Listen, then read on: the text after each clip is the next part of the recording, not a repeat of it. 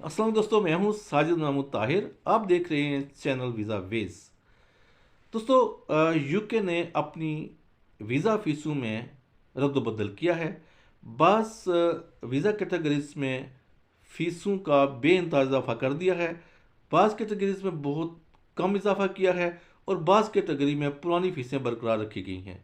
इससे पहले कि हम आपको इन फ़ीसों के हवाले से कुछ बताएं, आपके मैसेजेस हैं वो पढ़ना चाहूँगा। मूसा कहते हैं, is there any way we can check online if we have any kind of ban going to UK? I have two UK visas. First one from uh, 2010 to 2011, then 2012 to 2016. I went to UNI, मतलब I mean university for a year. Uh, Only never been detained. Came back on my own expense in 2016. इनके कहने का मकसद ये है कि ये 2012 में जब यूके गए हैं स्टूडेंट वीज़ा पे, तो यूनिवर्सिटी का उनका 1 साल का वीज़ा था, लेकिन ये 2016 यानी कि तकरीबन 4 साल के बाद वो वापस आए हैं। इन्हें कहीं भी इमिग्रेशन का सामना नहीं हुआ with in the period when they were in the UK. तो उस दौरान उन्होंने क्या किया है कि वो डिटेन नहीं हुए, पकड़े नहीं गए, किसी ने उनको मतलब उन पर छापा नहीं मारा वगैरह वगैरह। तो इसलिए वो कहते हैं मैं बिल्कुल नमोलूद की तरह वापस आ गया हूँ। तो अब ये है कि मुझ पर बैन क्या है और कितना अर्सा मैं कहाँ से चेक कर सकता हूँ कि मुझ पर कितना अर्सा बैन है। मैं आपको अपेरेंटली बता दूं कि आपको इस वक्त इस कैटेगरीज में जो बैन है वो नॉर्मली 1 साल का बनता है। आप इसको वेरीफाई करना चाहते हैं तो इमिग्रेशन रूल में जाइए, उसमें चैप्टर 62 है यूके इमिग्रेशन रूल्स में, उसको पढ़ लीजिए, उसमें तमाम डिटेल मौजूद है। आगे है जनाब Irfan Ahmed Akhtar. Assalamu alaikum sir, I have applied for my family visa on health emergency basis because I am in the hospital from last 8 months. They have taken the visa fees and passports also, but until today no answer. When my family called there, they asked for passport numbers and date of submission, and after they said wait. Tell me sir, how long we have to wait? जनाब, आपने जो ये visa apply कर किया था अपनी family member का health emergency के हवाले से, आप हॉस्पिटलाइज्ड हैं, तो तकरीबन 8 माह हो गए हैं, आपको स्पेन का वीज़ा नहीं मिला, ना ही आपके फैमिली मेम्बर का पासपोर्ट वापस आया है।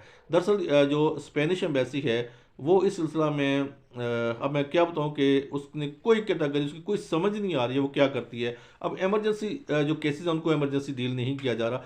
आप अब मुझे नहीं पता कि आपने कांटेक्ट कहाँ किया, एम्बेसी में किया है आपके फैमिली मेम्बर ने, या कि फिर उनके कमर्शियल पार्टनर जो है वो वीज़ा ट्रॉनिक्स में किया है। अगर आपने वीज़ा ट्रॉनिक्स में किया है तो फिर आप उनको छोड़ के डायरेक्ट एम्बेसी से अप्रोच करें। उम्मीद है कि आपको उसमें से कुछ ना कुछ पॉजिटिव जवाब मिलेगा। नवीद शिनवारी कहते हैं, how hello sir, I am Naveed from Afghanistan.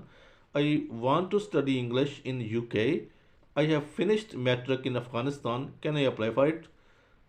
इनके कहने का मतलब ये है कि वो इंग्लिश कोर्सेज़ के लिए यूके में जाना चाहते हैं, और क्या वो अप्लाई कर सकते हैं कि नहीं कर सकते, उनका ताल्लुक अफगानिस्तान से है। जी बिल्कुल, आप अप्लाई कर सकते हैं, इसमें कोई रिस्ट्रिक्शन नहीं है। आप अगर आपके पास कोई मैट्रिक की सनद, आपने जैसे मुझे बोला कि मैट्रिक है, आप मैट्रिक की सनद में अगर आपने इंग्लिश पास की हुई है तो फिर ज़्यादा बेस्ट रहेगा, क्योंकि उससे आपकी असेसमेंट हो जाएगी कि आपकी इंग्लिश का लेवल क्या है, जस्ट एक अंदाज़ा हो जाएगा। लेकिन अगर आप की उस जो मैट्रिक की जो सनद है, सर्टिफिकेट, उसमें इंग्लिश का सब्जेक्ट नहीं है, तो फिर आपको इंटरव्यू से गुजरना पड़ेगा। वो इंटरव्यू करके आपको चेक कर लेंगे कि आपको मौजूदा लेवल क्या है इंग्लिश का। उस तरह से वो फिर आपको आगे से जो है ना वो आपको एडमिशन जारी करेंगे। तो इसमें कोई मसला नहीं है, आप बिल्कुल इस वीज़े पे जा सकते हैं। अच्छा जनाब, आगे हैं राशिद वफ़ा। वो कहते हैं, sir I want to go to Costa Rica, can you tell me what I have to do for the because my girlfriend lives there please. अगर आप कोस्टा रिका में जाना चाहते हैं और आपकी गर्लफ्रेंड वहाँ मौजूद है, उन्हें आप इनविटेशन का कहें कि वो आपको इनविटेशन भेजें, और साथ में जो है ना उनकी आइडेंटिटी, मतलब आई मीन के उनके पास अगर पासपोर्ट है या कोई आइडेंटिटी है तो उसकी कापी भेजें आपको, ताकि उनकी वहाँ पर जो स्टेटस है वो शो हो जाए। और इसके अलावा अगर वो मुमकिन है कि अगर वो भेज सकते हैं, अपनी बैंक स्टेटमेंट भेज सकते हैं।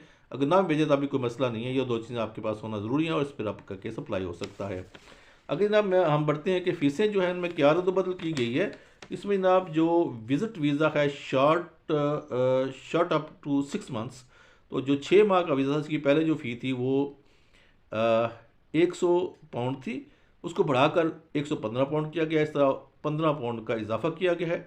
और जो 2 साल की फ़ी थी उसकी पहले थी 31 जनवरी से पहले 376 पाउंड थी, और 31 जनवरी से वो अब 400 पाउंड पूरी हो गई है, और उसमें 24 पाउंड का इजाफा किया गया है।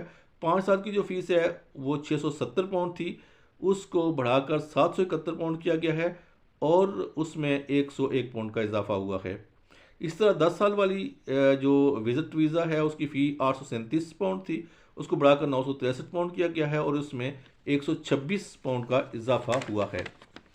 और जो अदर वीज़ाज होते हैं उसमें 531 पाउंड उसकी फ़ीस थी पहले, अब 637 हो गई है, 106 पाउंड का इजाफा हुआ है। रूट टू सेटलमेंट में अगर आप जाते हैं तो उसमें रूट टू सेटलमेंट में आपकी जो है पहले फ़ी थी 1538 पाउंड, यानी 1538 थी, अब 1846 हो गई है, इसमें 308 पाउंड का इजाफा हुआ है। Route to settlement refugee dependent relative जो है उसमें पहले जो फ़ी थी वो 388 पाउंड थी, अब 404 पाउंड हो गई है, और इसमें 16 पाउंड का इजाफा हुआ है। Member of armed forces under appendix armed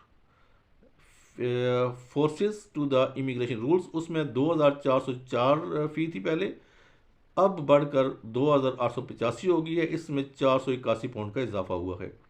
Indefinite leave to enter the UK as a foreign or Commonwealth citizen discharged from HM forces under paragraph 13 of Appendix Armed Forces to the Immigration Rules, इनकी पहले जो फ़ी थी वो 2408 थी, अब इनकी भी 2885 कर दी गई है, और इनकी फ़ी में भी 481 पाउंड का इजाफा हुआ। बाकी जितनी फीसेस थी वो सेम होंगी।